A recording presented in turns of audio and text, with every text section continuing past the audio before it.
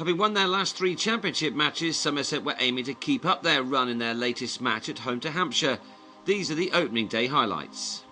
Hampshire won the toss but surprisingly put Somerset in on a ground where the Batters dominated this season, maybe knowing that it is now impossible to set Somerset a target after the events of last week had something to do with it.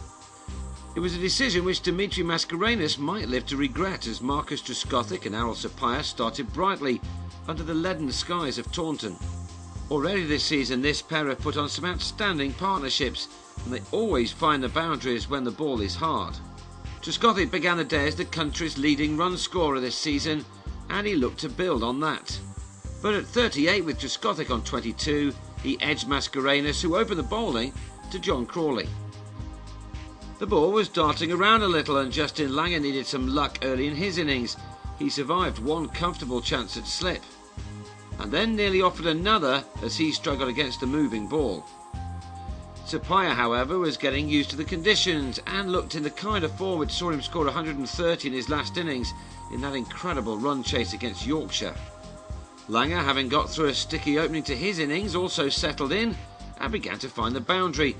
He's had a good season again for Somerset without ever really setting the world alight as some of his charges have, especially in recent matches.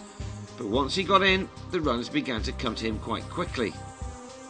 Indeed, the score rattled along to 81 when Langer was given out leg before to James Tomlinson, although the ball did appear to be angling down the leg side.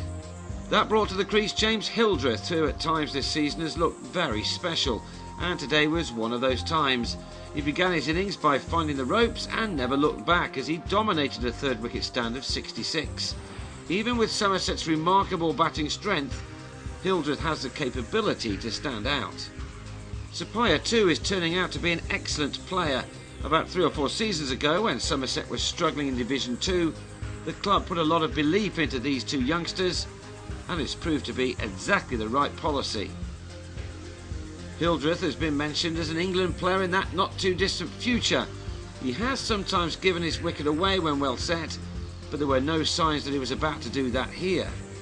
He was there when Sapaya went to his 50 with his 7th 4 to go along with the 6, as the total moved to 147.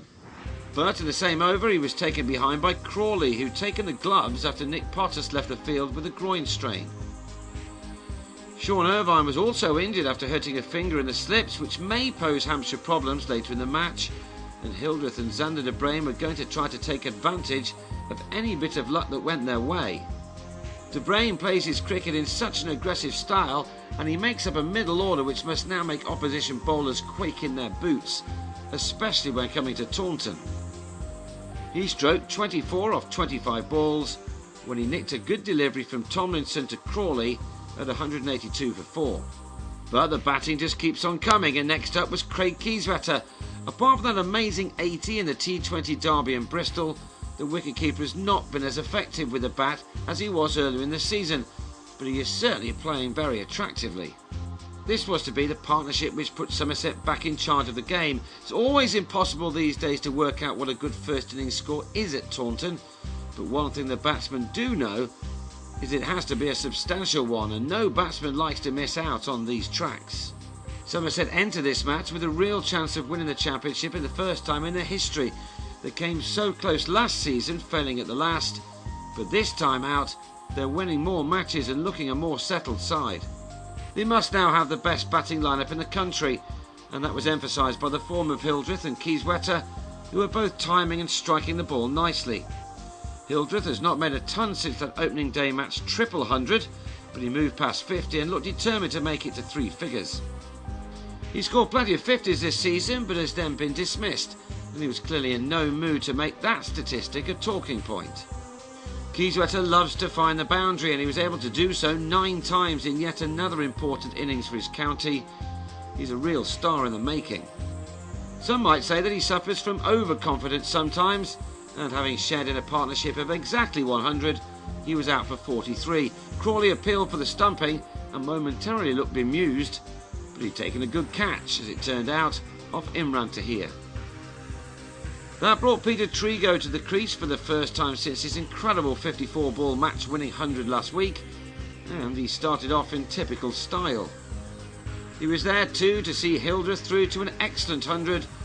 Then it was Trigo's time to shine again. What a fantastic hitter of a cricket ball he's turning out to be. After impressing so much as a young man, it's often been said that Trigo never fully realised his potential and moved around the counties, but his return to Somerset has clearly worked for him, and he's made the headlines with both bat and ball this season. He's still only 28, and maybe now people might have to eat those words. I think we could say that Trigo has landed. Some of the hitting is delicious to watch, clean, powerful and exquisitely timed. And once he gets in the groove, as the Yorkshire bowlers will remember for as long as they play the game, he's very difficult to stop. The two added 76 for the 6th wicket, Trigo smashing 50 of them off 52 balls when he gloved Chris Tremlett to Tom Burrows, the second 11 keeper who'd been summoned to take over from Crawley. Hildreth, though, saw the day through, finishing unbeaten on 124, while guiding his side to 368 for 6 when bad light stopped play. With plenty of batting to help Hildreth, a big first innings score will be the order of the day on day 2.